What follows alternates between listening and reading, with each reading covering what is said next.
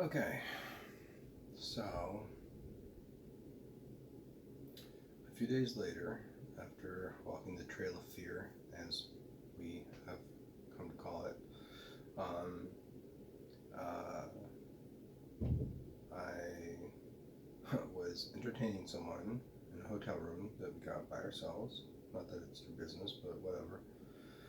At the DoubleTree, and this bullshit was happening the entire time during the hookup. And every time I looked out, through the peephole, I kept seeing the projections and stuff. I kept hearing the comments. And the next day, I decided to go to Denny's, and then I decided not to go to Denny's. This is over near MLK, or maybe it's 15th Street and IH-35, near MLK and IH-35. And MLK is 19th Street, by the way, for those that don't know. And then the bullshit started up again. And they kept saying, we're going to get you arrested, we're going to arrest you. They've been saying that for like the prior week or two. They were like, we're going to arrest you. They kept saying like, the police will arrest you. And then that morphed into, please get some rest. And they like to do things like that. So I saw what it looked like, and what like this little ball of electricity. I think it was just a projection, but like it looked like it was like being fired at me or near me or something like that. And so I just started walking down MLK. I should have just gotten a lift and gotten on with my day. If I had, I wouldn't have been arrested. But I started walking down, and every time a car kept going by, and it was like 5 in the morning, I think, or 5:30 in the morning, or something like that. It wasn't light yet, but it was going to be light soon. Every time a car went by, I kept feeling like I was getting shocked, and that kept aggravating me. So I started up, and I was like, oh, these people are coming in, they're gonna fucking ruin Austin. Like, watch out for your home prices. Like, blah blah blah blah blah. And then I went to a gas station, and I got a pack of cigarettes, and a couple of tacos or burritos or something like that, breakfast tacos. And then I went down, and then this kept going on, and I kept wondering where they were. I kept thinking like, oh, maybe it's the guy on the bike, maybe it's these people, maybe the sketchy caravan of doom is following me around. But eventually I cooled off, and I'm walking down, and I'm walking through what I thought was a parking lot, and then there's a dead end, and a short chain link fence that I could have hopped over and hopped over again out of someone's backyard and been on with my day, but I didn't want to trespass, so I turned around. I'd already seen the cop car pull around, and I saw that there was a cop car stopped up there, and they saw me, and I'm sure they knew that I could see them. I didn't know that there were 4 cop cars up there, but I thought there was like 1. And so I slowly walk up towards, I think there's a slight hill, and I'm like slowly walking up there. Here's the thing, this is why that was a sketchy cop, why they're all sketchy, evil, criminal cops. Because if I was a criminal, first of all, they had no probable cause. They got a report of someone like breaking into like cars or something, or looking to break into cars. I did have a bag on me, but it wasn't a book bag, it was a very small toiletry bag. You couldn't have hidden a laptop in it, or a car radio, if people still do that these days. And I don't steal it, I didn't have a criminal background. If they had read my name, if they'd asked me any questions, I could have shown them a $75,000 bank account balance, which is nobody's business, but I would have happily shown them that, and they could have seen that I had no criminal history. They had no reason to search me, they had no reason to arrest me. Well, I come up on the road where they were, and then apparently my lawyer had to tell me that the guy was like, show me your hands, because I don't even remember him saying that. But I remember a gun pointed at me, and I thought I walked into some sort of shootout. So again, these are sketchy, evil, criminal, sketchy cops, because they had no reason to be pulling guns on me. And I think it was a taser. Well, I know it was a taser, at least for one of them.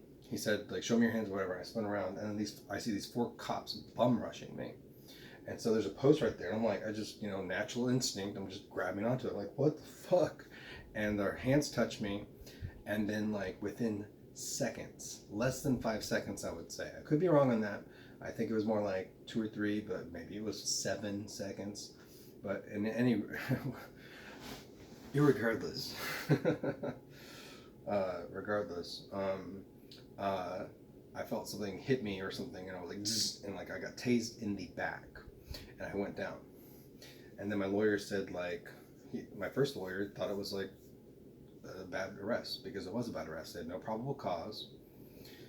Common sense, which they intentionally ignored, would have been like, if this guy was a criminal and he saw you, which you saw him see you, then he would have hopped that fence, hopped the next fence, a very short chain link fence, and like you guys wouldn't have even probably have caught him. But I'm not a criminal. And had they asked me any questions, I would have said, like, run my name if you need to, um, and look at my bank account balance. Does that seem like someone that would be breaking into cars? And I would have been on with my day. But no, they were with these people probably. And but I don't want to seem paranoid. But it's, again, it's a fucking bad arrest, and the cop lied in the police report. And I'm gonna get that police report probably in the next day or two. But I can already tell you, I've seen 2 lines from the police report that were quoted in a psych report later, when I was my second competency exam. We'll get to that in the next video. But he lied in just those 2 sentences, and he made it out like I was some roided out, methed out, and I wasn't high, I wasn't on anything. Like I was in some meth rage. And by the way, whenever I have done anything, I've never gone into a rage. I've never gone violent. I've never gone anything. I've never thrown a punch on anybody in my entire life. I've never had a bad reaction to any sort of drug. Not that I was on any drugs at the time, but I would like to mention that, because if anything, it makes me more loving, more calm, more horny, more hungry, more interested, more caring, more friendly, more whatever. No matter what the substance is. And I haven't tried them all, but I'm saying I've tried several. And I wasn't on anything at that time. But he wrote the report as if I was some methed out, roided out freak that was like, that it took 4 officers and an unduly amount of time to get me under control, without even any mention of why they even like stopped me to begin with. Probably I'll have to get the full report, but and then they had to resort to tasing as the last resort. He didn't use those exact words, but if you read those 2 sentences, anybody would think, oh, this guy was like on some sort of rage and was fighting off 4 police officers, and then they had to tase him. No, I was scared shitless. Thought I walked into some sort of shootout, which I was not a part of, and was like, what the fuck's going on? Grabbed a post because these 4 guys are rushing at me, and like, that's your natural reaction. And they charged me with possession. Methamphetamine's like half a gram or whatever. They had no probable cause, and then they had the nerve to charge me with resisting arrest. So like, those are fucking sketchy, evil, criminal APD officers, Austin Police Department. So that's a police department for you. And then the EMT was there, and I was like, when you leave, I'm going to start getting shocked again. And my lawyer said, you do say motherfucker an awful lot. I'm like, yeah, motherfucker, I just got tased, motherfucker. Yeah, I say motherfucker a lot. I just got like tackled, or not tackled, but I just got like grabbed and tased for absolutely no reason. And during this nonsense, when I'm not a criminal and I'm the fucking victim and of the police, and then the police fucking victimized me again. Yeah, I'm gonna say motherfucker an awful lot, motherfucker. Fuck you. But it was funny. He didn't actually say it in a bad way. Then at the police station, and then during the ride there, because remember, I was electrocuted the last time I was in the back of a police car, just a few days earlier, and this is like, I think 4 days after Thanksgiving. So this is at the very end of November. I am being shocked, and I'm like, hello, and I even undid my seatbelt a little bit, not a little bit, but I undid it, because I was like, I felt like I had to move around or whatever, and I was like, I'm getting shocked. Hello, I am getting shocked. So like, as we're speaking, and it was a lot more calm and a lot more humorous than I was on the previous cop car.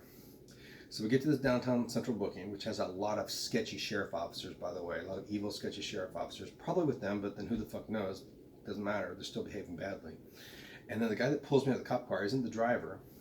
It's this like really tall white guy that's like just pulled me out, and like I barely stayed on my feet, like I almost fell down. And I'm not claiming like police brutality. I'm just saying like he treated me as if I had just murdered his son or something like that. Or his friend's son or something like that. I had some sort of anger problem. I have no reason. I'm like, I'm being pulled down there. Like, why are you pulling me out of the cop car like that? Why are you dragging me so